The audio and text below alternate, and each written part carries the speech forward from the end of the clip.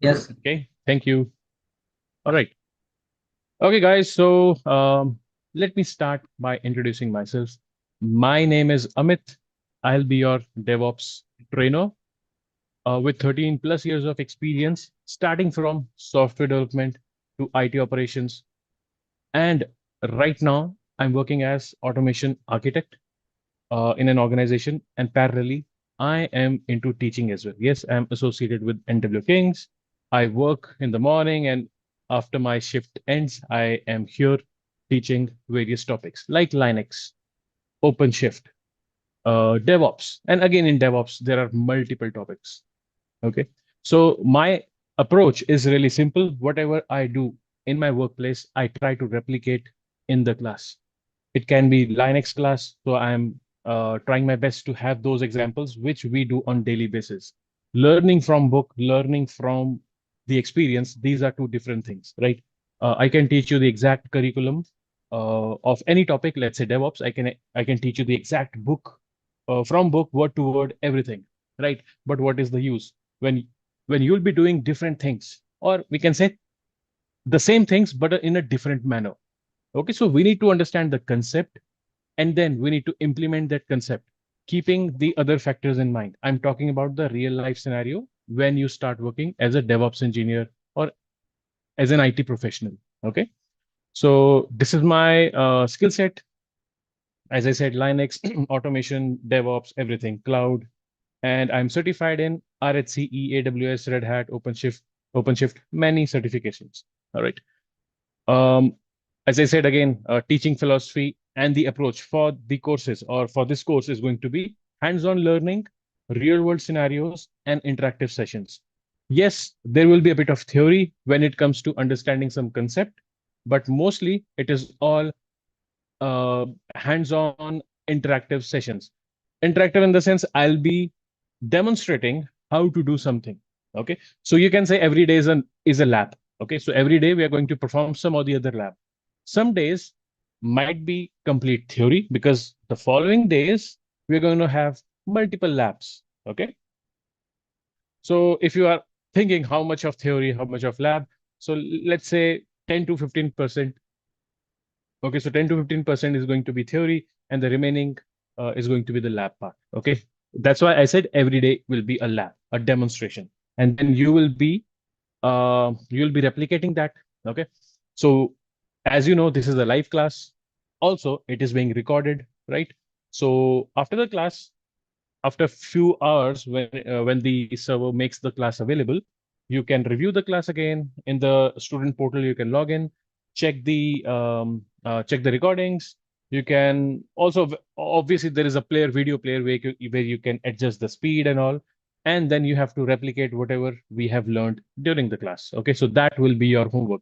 So you learn by 9 to 10 or 9 to 11 p.m. These 2 hours you are learning, and the next day you are practicing in the daytime. Okay, so this is how we're going to spend our next 120 hours approximately. This is the duration that we are going to learn all those tools which are in DevOps. Again, DevOps is not a technology. DevOps is the working style or the working culture which a project team adopts. Okay, so before I get into DevOps, let me just give you an idea how DevOps originated. Okay, let me use Notepad for this. Also, guys, one more thing. Uh, like you see this PPT, I'll be sharing I'll be sharing the course material in advance with you. So you'll be getting PPTs of various topics, ebooks of various topics, in some cases, documents of various topics in advance. Okay. You can download that on day one because I'll be sharing the Google Drive link. So everything is in the Google Drive.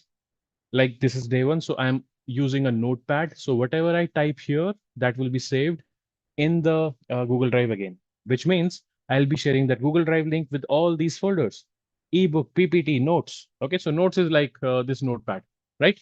So on daily basis, you will get the notes, and in advance, as I said, you'll be getting the study material, right? It's gonna be 1.5 hour to 2 hour class, depending on the topic, and we are going to meet every day, 5 days a week. Weekends are off, obviously. and utilize the weekends as much as you can, because as I said again, it is all practical. If you somehow miss certain practicals during the daytime, weekdays, sorry, during the weekdays, then make sure you practice them in the weekend. Okay, take some time out and just simply practice them. Right. So coming back to the topic, DevOps. So this DevOps as a concept, how did it evolve? What was before DevOps? Let's talk about that. If you understand that, then you'll understand, oh, okay, this is the need of DevOps. Okay. Guys, just give me a second.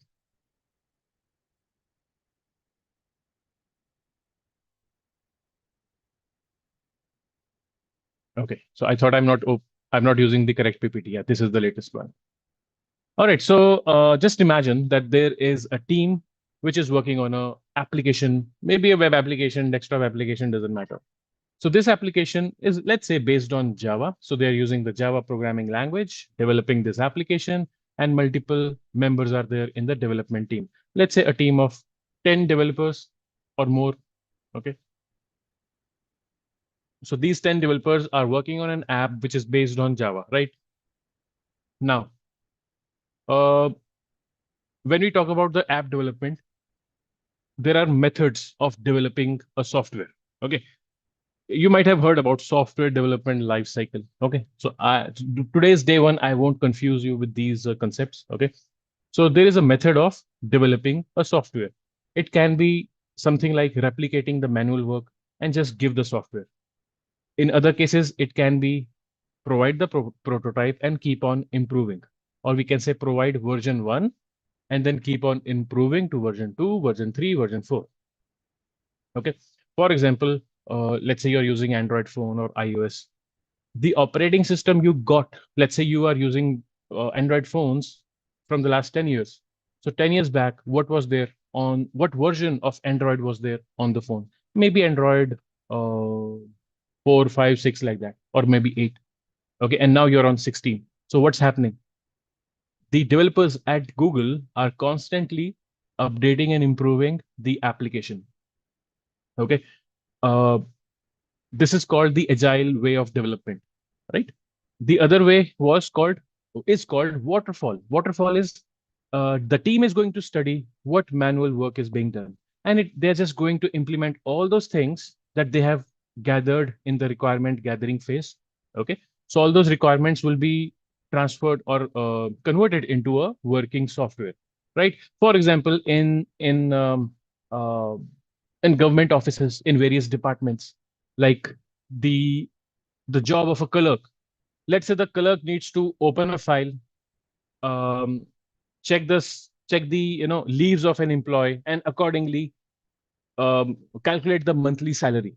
Let's say there are 2,000 employees, and that clerk needs to check many things about that employee, like if there is an existing loan from the department, then some sort of EMI will be deducted. What is the tax, advance tax, etc., etc., and then finally the salary will be calculated.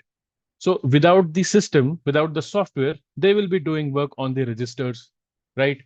But if they have a software, then they can, do the same. They can keep the employee record on that application and just input how many days leaves, uh, any deductions, etc., etc., and then finally the salary will be calculated. Now, these applications follow the waterfall model, and they are developed and handed over to the client in one shot. Okay, and if in case any update is required, let's say changes in the taxation system, then the client is going to request again, make these changes. Okay, and then these changes will be incorporated, right? So whatever the method is, the application is being deployed. Now, once the application is ready to be deployed on a server so that end users can use it, that application or that software has to be then compiled. Okay. So what do you mean by compiling the source code? Compiling the source code means convert the source code into an executable file so that that executable file can be launched by the user, and the software starts running. Okay. So when you compile the source code, you get some machine code, there are various things involved, but we'll say executable file. Okay. Now this is the executable file that has to be then maybe installed or deployed on the server. So right now there is no DevOps. So what is happening? Someone from these developers is going to compile the code, prepare the executable file, deploy on the server, all manually. This might take 1 hour or 1 day. In some cases, the server has to be deployed fresh. Okay, when the application is not yet ready to be launched in production, what normally happens is for different versions, different servers are deployed, and the testing starts on that version of the application. Okay, so let's say there is a team which is testing on application version 1.1. Another team is working on 1.2. Another team is on 1.3. And the production version, which is live, which is being used by the end users, is 1.0. So there are 3 teams working on these various versions which are under development. Okay, so if you want to have a environment like this, then it means you need to deploy multiple servers, right? So there will be, let's say, test server 1, or let's call it, yeah, test server 1, then test server 2, then test server 3. Okay, so in test server 1, you have deployed version 1.1. In test 2, version 1.2.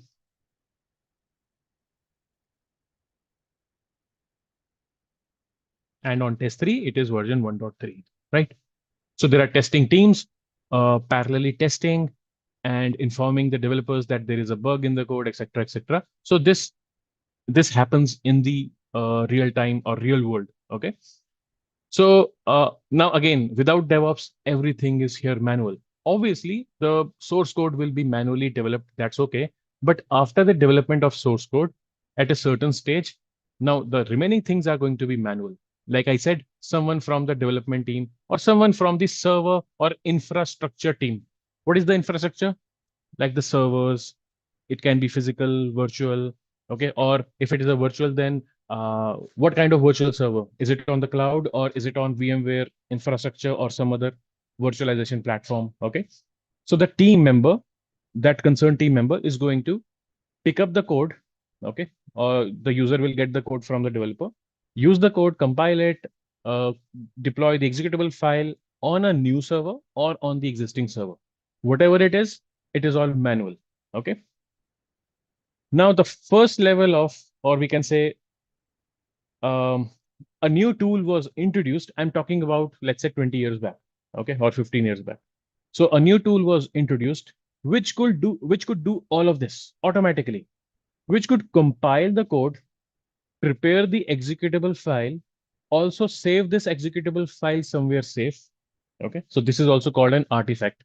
Artifact is the that file which will be used, right? So that artifact can also be saved in some other server, and then deploy that artifact on the server. Deploy that executable file on an existing server or build 2 or 3 new servers, right? So this sort of automation could obviously help the developers, help the team members to lessen up the load, right?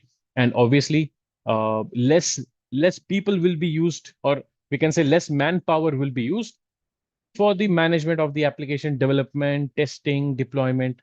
We don't need multiple people then when there is an automation tool in place. Okay. So one such automation tool is called Jenkins, right? So with the help of Jenkins, you can actually trigger a build, like convert to executable file. You can trigger the build, that artifact, that executable file. Artifact can be then saved to an artifact manager tool. Most commonly used is Nexus, okay, or Artifactory or JFrog. There are so many tools available. Okay, so this Jenkins is going to automatically pick up the source code from an online repository, for example, GitHub. Okay, so now the developers are going to save the code, the source code on GitHub. From GitHub, Jenkins is going to use the same source code, build, artifact will be generated, will be saved on some artifact management tool, and then, if required, deploy a new server or we can say create a new server and deploy the application. Okay, let's not use create a new server for now. This is big because this is just a start for now, and then deploy the application. Okay. So if all of this is happening, then obviously a lot of time will be saved. Not only time, money. Okay. So organizations will be really happy, are actually really happy with such automations. And this is the first we can say tool which was used in DevOps. Okay. So starting from Jenkins, which is called CI/CD tool, continuous integration and continuous delivery. Why it is continuous? Because the moment you save the code, you say let's say I have finalized the code. In technical terms, we call it as commit. Okay, so whenever you commit the code, Jenkins will come to know, okay, a new update has arrived. Jenkins is going to pull the same source code, okay, and create a build out of it. So this is continuous integration. And then delivery is deploy the build on a server. So you will tell Jenkins what server to connect, okay, or how many servers to connect, everything. In short, these steps are mentioned, have to be mentioned in Jenkins CI/CD pipelines. So right now, whatever steps we specified, these will be part of Jenkins pipeline. Okay. So now you see slowly and steadily more and more terminologies are being integrated, starting from Jenkins, GitHub, pipeline, CI/CD, artifact, build, server build. Build is like here the executable file, and then server build and deployment. Okay. One small example, real example. Let's say I'm working on a Python-based web application. So I'll be using Python and Flask module of the Python. Okay. So using this, I created an application, right? So and I push the code to GitHub. If there is no automation, then what? Then I have to manually copy the source code on a server and launch the application manually. But if there is a certain level of CI/CD implemented using Jenkins, then automatically Jenkins is going to take care. Now this time there is no build. Check this. What is going to happen? Jenkins is going to pull the code from GitHub. Okay, and it is going to, because I want to make it run in a container. Now again, container is a new terminology, right? So I want to use it in a container. So Jenkins, after getting the latest code, it is going to build a container image. What is a container? I'll tell you. Wait. So build the container image, and this container image will be saved to container image repository. Let's say Docker Hub. Okay, and then from you have to deploy the app, right? So from Docker Hub,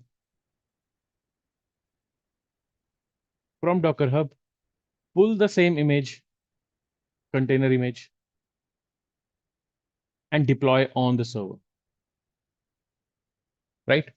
So same things are happening. These are called pipe steps in the pipeline, right? So get the code, build the container image, push the container image to the Docker Hub, and from the same Docker Hub repository, pull the same image and deploy it on the server. So which means, let's say initially I was working on version 1.1, 1.0, let's say. So on Docker Hub, this Jenkins and Python plus Flask application, whatever it is called, let's say web app. So web app version 1 will be deployed, or we can say image will be stored in Docker Hub. Then next time version 1.1, then 1.2. So likewise on Docker Hub, you will find that you have saved automatically multiple images have been saved. So version 1.1 will be available, version 1.2 will be available, and so on. Let's say the final version is called 2. So v2.0, this is the final. And you will have all the versions in the middle available on Docker Hub.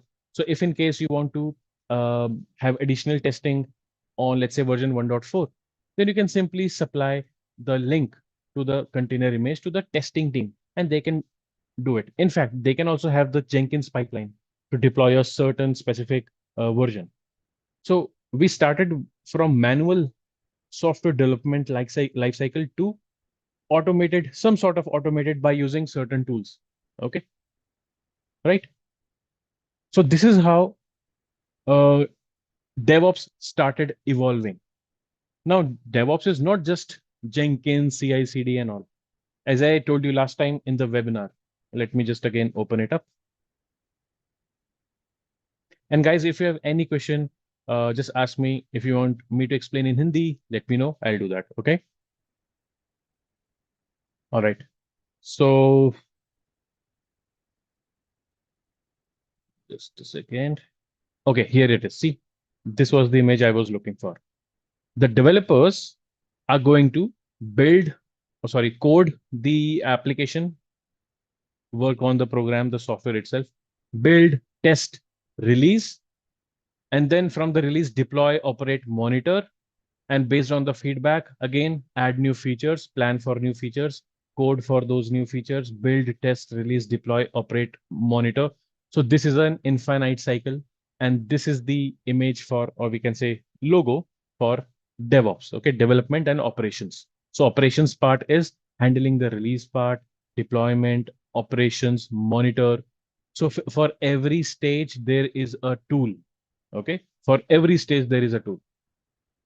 What is in our scope and what is not in our scope? In our scope is the infrastructure level of DevOps. We are not into the software development right now. We are after the software development. So whatever we are going to learn in DevOps Master, all those tools which are used after the software development, or we can say once the code is commit. Once we have a new commit in the code, what happens next? We will be using certain tools and we'll be doing the same thing: release, deploy, operate, and monitor. Okay, so for monitoring, there is Grafana and Prometheus. Yes, and for deployment, you can use various things. You can deploy the application on the cloud, on the local server, on the virtual infra like VMware infra. Okay, and release management, again, you need to connect to GitHub and all, right? Plus Jenkins is there. So there are multiple tools that we need to learn. Do we need to learn those tools at certification level? For example, we'll be learning Linux. Do we need to learn Linux at certification level? No, because when we talk about the certification level, you are actually then learning um, with the mindset of being an administrator. So you will be learning the tool from top to bottom, all the topics covered, troubleshooting, advanced topics. Okay. For example, Linux. We are going to start with Linux operating system because most of the tools work best with Linux. And you might be, uh, you might be using a Windows laptop, doesn't matter. But when it comes to DevOps, understanding and learning DevOps, you have to stick to Linux operating system. And let me tell you what you should do. Every day, whenever you are practicing DevOps, any topic, whatever we learned, just open your virtual machine. I'll teach you how to create your virtual machine. Just open your virtual machine and do the practical on that virtual machine. Forget about Windows. So whatever tool we use, we are not going to install on Windows. We are going to install on virtual machine that we are going to create. Okay. Next level is cloud, obviously, and we'll be learning AWS. So once we reach there, then we'll ditch virtual machine and then we'll just work on AWS cloud. Okay. All right. So let's talk about some tools, set of tools. What are we going to do? Starting with DevOps. Okay. So the life cycle is plan, code, build, test, release, deploy, operate, monitor, feedback, and go to planning again. Okay. The infinite loop. Also, we need to make sure that we are somehow integrating AI in DevOps. So when we talk about AI again is a vast topic. If you want to master AI, then you have to learn machine learning, modeling, AI models and all, training the models, etc., etc. Okay. Or you can use the tools which are available, like ChatGPT, Gemini, and so many things are there, right? So what are we going to do is whatever we learn, then we'll just try to speed up the work with the help of AI. Okay, we'll take the help of AI. I'll show you how you can configure, let's say Gemini, which will assist you with the configuration files or manifest files or maybe Ansible playbooks. right? So in these files, you actually have to type so much. You have to type maybe 100 lines, 200 lines, 400 lines, depending on the, let's say, requirement. Okay. But when you're using some sort of assistance from an AI, it will help you a lot. It will, what do you call it? It will help you save the time. Okay. So when we reach at a certain point, let's say when we reach at Python, no, not Python, hold on. When we reach at Ansible, so when we reach Ansible, we are going to start Ansible with the help of Visual Studio Code. It's an IDE just like this Notepad. In a Notepad, you can also program. You can select a language from here, like you can say C language. Okay, you can select C language and start writing the code. This Notepad application is going to highlight the code, highlight the errors. Okay, so all these features are part of IDE, Integrated Development Environment. So this Notepad++ is an IDE. Advanced version is called Visual Studio Code from Microsoft. Okay, so we'll be setting up Visual Studio Code, configuring it, also enabling Gemini code assistance. Okay, code not only as a program, but even if you want to create a playbook, Ansible playbook for automation, then it will help you with that as well. Okay. All right. Okay, so now the tool chain in DevOps. Starting with the introduction to CI/CD. I'm not saying this will be the flow. We are going to learn Linux first. Okay, as I said, Linux is the base. So we learn Linux and then we proceed further. Okay, so in CI/CD, what is continuous integration? Automated builds and test.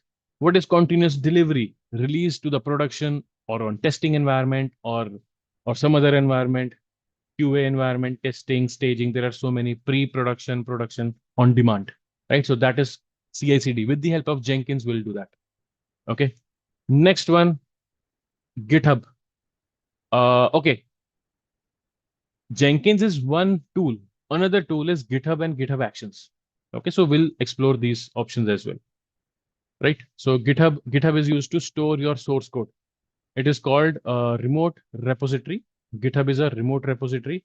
You can also create a local repository on a laptop where you can store the code and maintain the versions. Okay, so uh, subversioning system. This is called SVC, like that.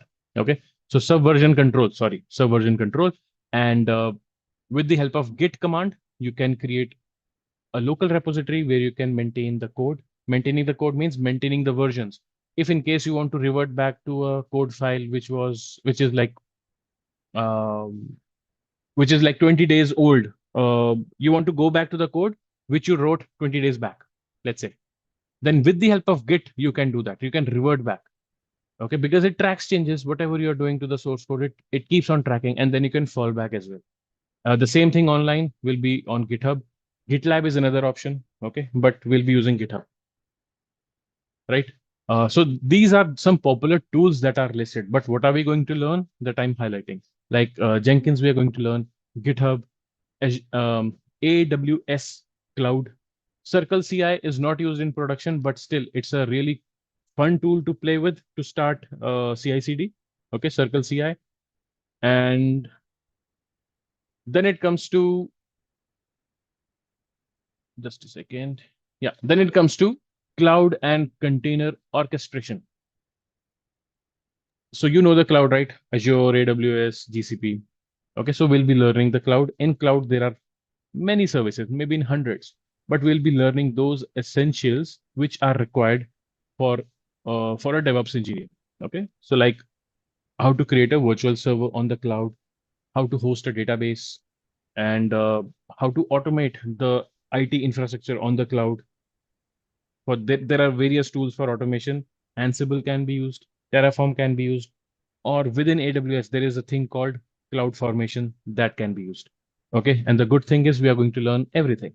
Okay, so we are going to learn Ansible, Terraform, obviously AWS we're going to learn, right? And then you see this Docker and Kubernetes. Docker um, Docker container system is a new way of deploying the application. Okay. And if you're deploying, let's say 10, 20 application, how are you going to manage each and every application? Let's say one application is down. How do you check? Are you going to constantly every second check whether the applications are fine or not? Then to handle such situations, you need a management system. And Kubernetes is that management system. Okay. Kubernetes will help in Docker deployment. We also call it as orchestration. Okay. Container deployment or container orchestration. So Kubernetes is the most essential tool in DevOps after Jenkins and the basic automation like Ansible, Terraform. Okay. So Kubernetes alone, if you learn Kubernetes alone, or I should say, if you're certified in Kubernetes, you can apply for the job. But again, parallelly, you need to be equipped with AWS, basics of Linux, um, basics of Docker. Okay, you will learn Docker with Kubernetes, but other associated technologies are also equally important. Okay, so but the importance of Kubernetes is really high. Okay, okay, and next one is infrastructure as a code and configuration management. What Sir, is infrastructure? Yes, yes, please. sir, PPT unable to see, sir, what you are sharing. You're unable to see. Let me share it Yeah. again. Now, is it visible? Yes, yes, sir. Strange. For how long? Sir, 20 minutes. 20 minutes. Okay. I was thinking that it's my fault only. No, it's okay. It's okay. All right. So let me just quickly, give you an overview what I was talking about. Okay. So starting from Linux, as I said, Linux is the base. I'll explain you the topics of Linux later, not right now, because it will need at least 10 to 15 minutes. This was the slide for the DevOps system and the culture. And then what will you learn in Jenkins and Git, right? Then Docker, Kubernetes, AWS Cloud. Next is this one, the current slide, the Terraform and Ansible. These are the two tools using which you can deploy the your entire IT infrastructure on the cloud with the help of Terraform, and you can manage the servers with the help of Ansible. Managing servers means, let's say, install something, remove something, update the server, reboot the server. But with the help of Terraform, you can build the server itself. You can build a virtual private cloud, VPC, okay, which involves networking knowledge, etc., etc. Okay. With the help of Terraform, you can deploy S3 buckets. What do you call it? Storage boxes, databases. There are many more things. Whatever is available on AWS can be deployed with the help of automation using Terraform. In Terraform, you just have to write the configuration, run the Terraform file, and that's it. You don't have to click, create, fill the form. No, just use the Terraform configuration HCL file, and that's it. Okay. And as I said, Ansible is a tool which can connect to servers. It can be Windows server, Linux server. It can also be, what do you call it? Storage devices, networking devices, and you can basically configure things. Let's say on a router, you want to add a new route. With Ansible, you can do that. Okay, the router can be a physical router or a virtual on the cloud, doesn't matter. Okay, similarly, on Windows, you want to update the server and reboot. You can do that with the help of Ansible. Now, when I say server, don't take it as one server. In a company, there are hundreds of servers, hundreds of devices. So if in case you want to update all the 1,000 servers, 1,000 Linux servers manually, obviously it's going to take some time, maybe days. But with Ansible, you can do that in 1 hour. Okay, so this is the power of Ansible. Same thing, as I said, if you have to deploy, if you have to create 1,000 servers, Linux servers, you can use Terraform. Within maybe 10, 20 minutes, job will be done. Manually, you keep on doing it for 2, 3 days. Okay, so infrastructure as a code means when you convert your IT infrastructure into a configuration file or into a code file, that is called infrastructure as a code. And Terraform is the tool. So whatever you see here or whatever I'm discussing, we are going to learn, right? And all these are part of DevOps. Then it comes observability, monitoring, logging. So Prometheus and Grafana, these will be used. Prometheus' job is to capture the logs from different container applications. Okay. Let's say on a server, let's say 2 or 3 servers, 20 container applications are running, containers are running. And Prometheus is going to capture the logs, and Grafana is going to read the logs and show you graphs. Okay. These are open source tools, which means dashboards on Grafana. Some dashboards are already available for free. Okay, you can just choose any dashboard and you can see the entire IT status, like which application is down, which application is using more CPU, which application is using high amount of RAM, etc. You can see everything. A kind of a dashboard can be created with the help of Prometheus and Grafana. Okay. Now, these are the topics. What about the labs and all? As I said, every day, whatever we learn, we have a demonstration in the form of lab. Okay. Lastly, when we cover the entire tool set, we are going to perform basically two labs. In fact, let me open that PPT as well.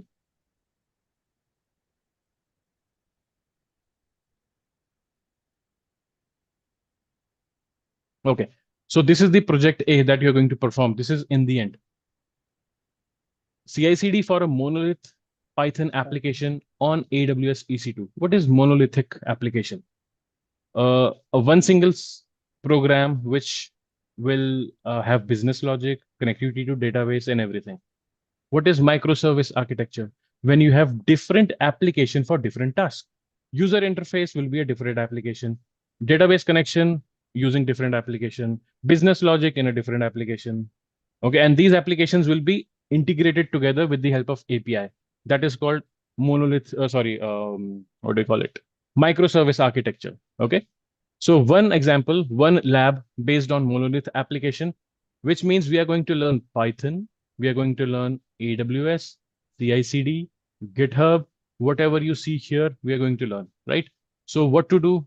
Create a code, do something, containerize, push to Docker Hub, deploy from Docker Hub, etc., etc. Okay.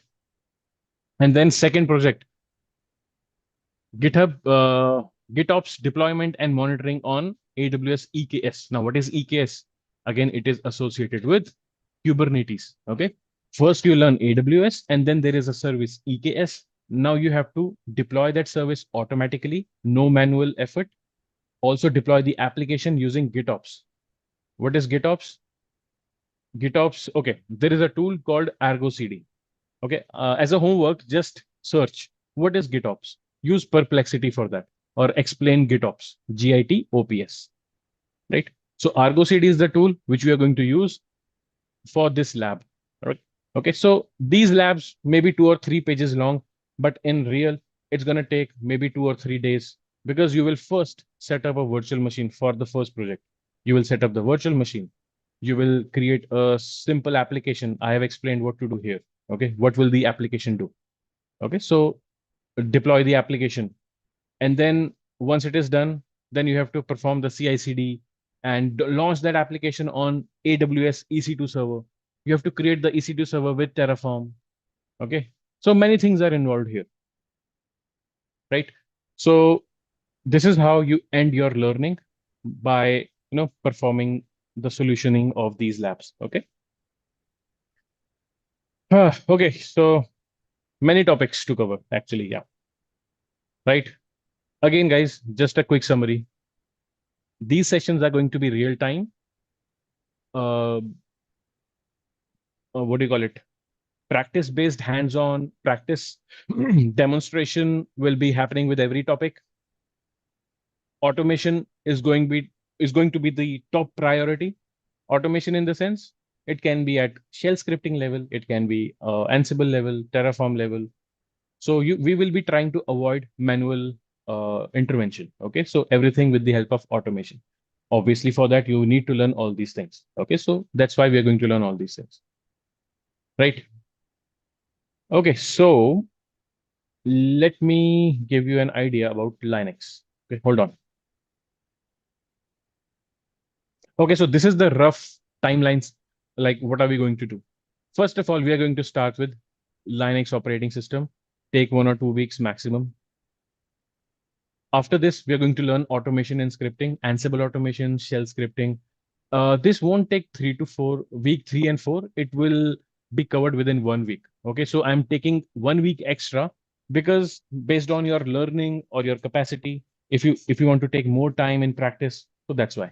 Okay. Programming SDLC. So we'll be learning Python. This is not an advanced Python course. The basic stuff, yes, you'll be learning functions, loops, if statements, various modules like Flask module, and you'll be able to deploy your own application. Trust me, you'll be able to deploy your own website. You can create your own website from scratch using Flask and Python, right? So this will be part of programming and SDLC. And then we'll introduce you to GitHub, Jenkins for continuous integration and delivery. So till here, till point number 4, everything is happening on your virtual machine. Okay. And then we introduce you to AWS cloud. Okay. Cloud computing or cloud, right? So in AWS, we are going to consume, I think, 2 weeks. Yeah, 9 to 10. So week 9 and week 10, in some cases, week 11 also, doesn't matter. So we are going to consume this much of time because AWS is not something to be taken lightly. Most of the companies are on some or the other cloud platform.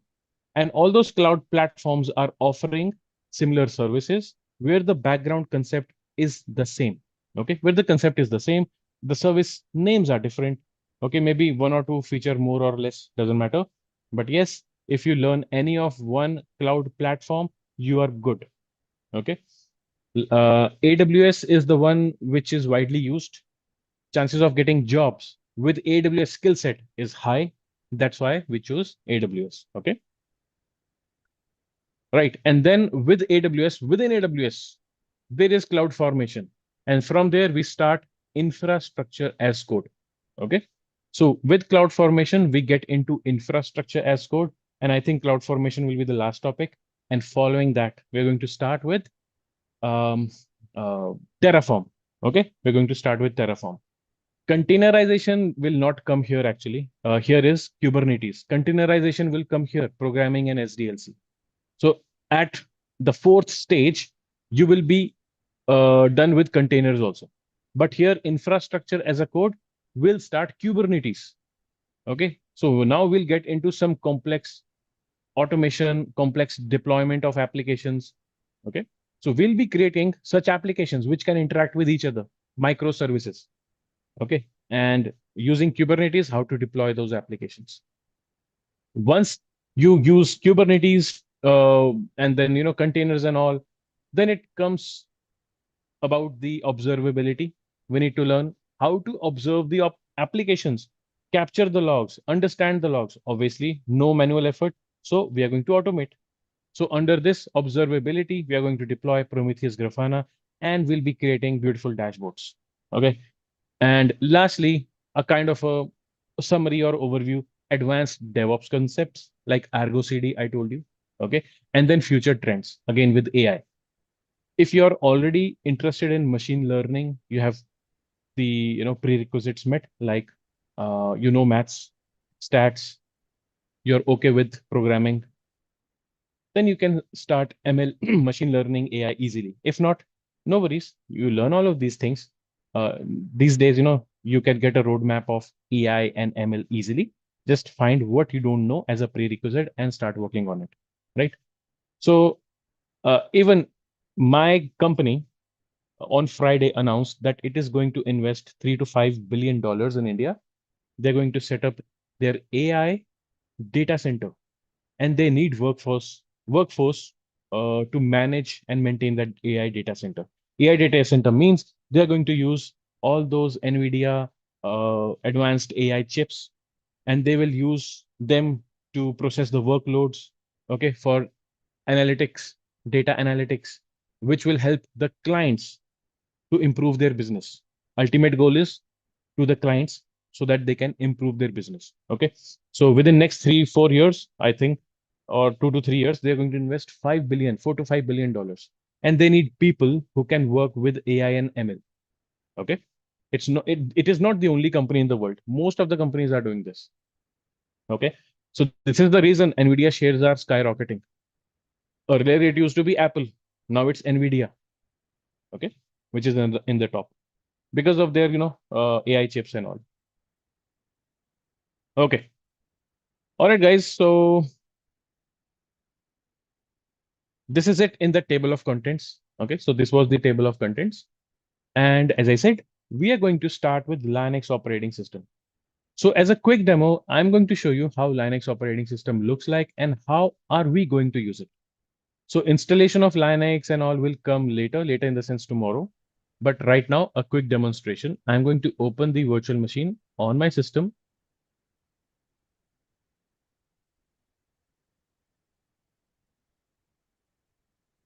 Okay, so it is loading right now.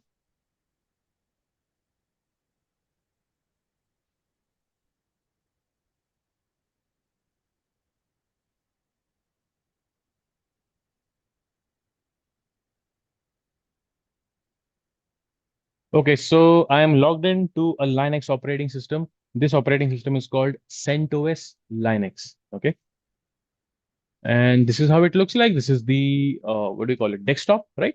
If I click here on the corner, top left corner, you will see a dock appearing from the bottom, and some applications are listed here. Okay, so how are we going to learn use Linux with this terminal application? This terminal application is going to provide you a command line interface where you're going to run commands.